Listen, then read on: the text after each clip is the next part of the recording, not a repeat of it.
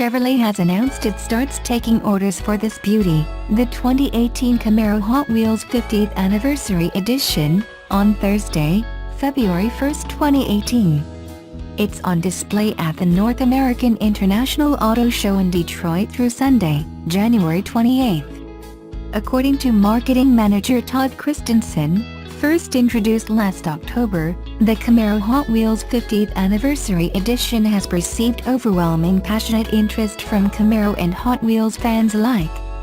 Christensen said, "We're thrilled that the Camaro Hot Wheels 50th Anniversary Edition will soon be hitting the streets." The custom Camaro was the first Hot Wheels vehicle released in 1968. The Hot Wheels Anniversary model will join the Camaro Redline and Camaro ZL1 Special Editions. This special package is available on select coupe and convertible models for $4,995. For that upcharge, you get features that pay homage to iconic Hot Wheels features including a crushed exterior color, unique grille with Gravano chrome inserts, jet black leather appointed interior with exclusive orange inserts and accent stitching and 50th Anniversary Hot Wheels badge on the steering wheel, among several other features. Based on starting prices for the Camaro on the Chevrolet website, the Hot Wheels edition coupes with the 2.0L turbocharged 4-cylinder engine will start at $36,490. If you want the option to ride open air, convertibles will start at $41,690. For those who want what most would consider the obligatory muscle, a 6.2L V8 with 455 horsepower and 455 pound-foot of torque that should accompany the Hot Wheels look, coupes will start at $47,990 and convertibles start at $53,990.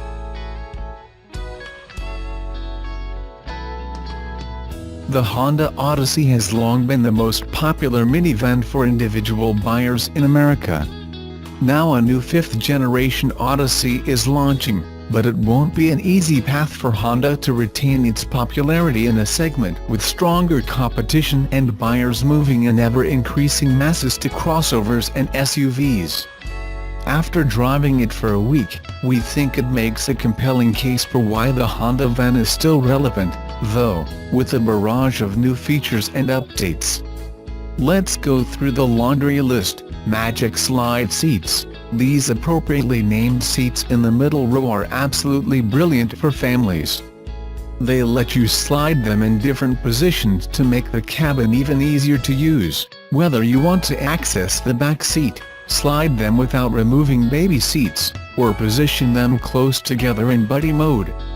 Cabin Watch. A camera mounted on the ceiling lets parents keep an eye on their kids through the 8-inch digital display in front. It shows both the second and third rows of seating and even works at night thanks to an infrared mode. Cabin Talk. Are the kids getting too noisy in back? Need to make sure everyone hears you? A microphone up front lets the driver act like a subway conductor and talk to passengers through the speakers. Cabin Control. Odyssey owners can download an app that lets them control the rear seat entertainment system and climate control, plus send destinations to the navigation system through their smartphone. 10-speed automatic. A new transmission feels nicely sorted, never hunting for gears, and helps the Odyssey achieve a fuel economy rating of 28 mpg on the highway. Gas mileage remains one of the best reasons to choose a minivan over a full-size SUV, and this one makes it even better. Social playlist. Perfect for road trips when your passengers want to be DJs. This feature lets up to 7 people upload songs to the van's audio system from their smartphones. Honda calls it a virtual jukebox that lets people share their favorite songs for others to enjoy, which I imagine could be heavenly or awful depending on your passenger's musical taste. Two of the Odyssey's most compelling aspects, though, can't be boiled down to bullet points. One is the way it drives. The Odyssey remains the best driving van for people who like to feel a connection to the road, something in stark contrast to the more floaty feeling of the Toyota Sienna and Chrysler Pacifica. Its firmer suspension and better feedback through the steering wheel and brake pedal make us feel safer and more in control in traffic. Part of the Odyssey's excellent road feel comes from a new trailing arm rear suspension design. It improves handling and allows for more cargo space in back end, silly or not, 19-inch wheels on some top trims. Maybe the next generation can add 22-inch stubs. Secondly, the Odyssey's top selling point has got to be its reputation for durability. Minivans typically take a beating from their Cheerios-munching passengers and constant, stop-and-go runs to soccer games and ballet practice. This one has earned a reputation of a van that stands up to that kind of abuse, with a virtually unbreakable cabin and bulletproof drivetrain. That's a big reason the Odyssey's resale value is insanely high. If this new generation lives up to the standards of its forebears, it should provide years of relatively trouble-free use and high prices on used car lots for years to come.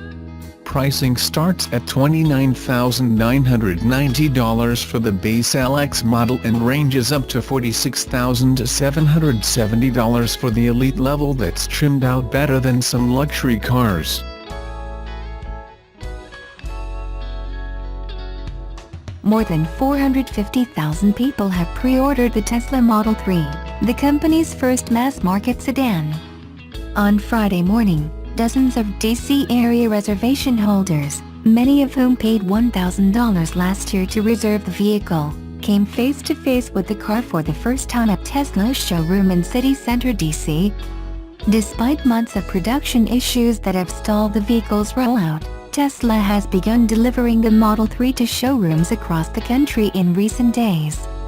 Reservation holders received an email this week inviting them to see the car in person. This wasn't a Star Wars premiere or an iPhone launch. Nobody dressed up like Elon Musk or pitched a tent outside the showroom overnight to get an enviable place in line. But the enthusiasm and the curiosity, not to mention the sense that they had gained entry to a futuristic car club, was apparent. The crowd was a mixture of young and old, with veteran electric car owners waiting in line alongside curious newbies, each with their own reason for purchasing the Model 3. For some it was the desire to own cutting-edge technology. For others it was the promise of never having to shell out money at a gas station again. For Tesla customers like Arjun Sharma, an 18-year-old college student who has spent months poring over news about the car online, Friday's sneak peek proved that the car is worth the wait. Sharma, who said he expects his car to be ready near the end of 2018 or early 2019, said, "This technology is brand new, and my generation is all about technology, and there's no other car like Tesla. I feel like my entire generation wants one." He added, "I looked at so many pictures, but seeing it in person is just so different. It's a dream come true."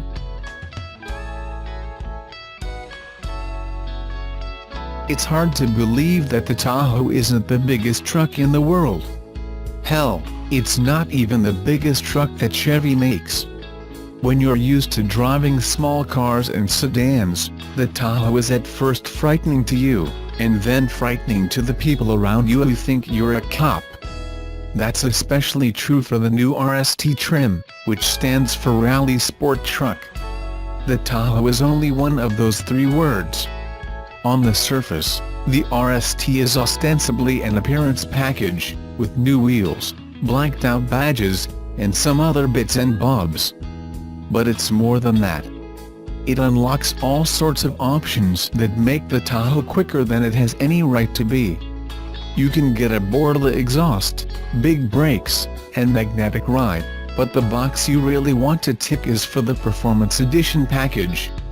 That gives the Tahoe the 6.2-liter EcoTec 3 V8 engine with 420 horsepower and 460 pounds-ft of torque, an engine that used to only be available in the GMC Yukon and Cadillac Escalade.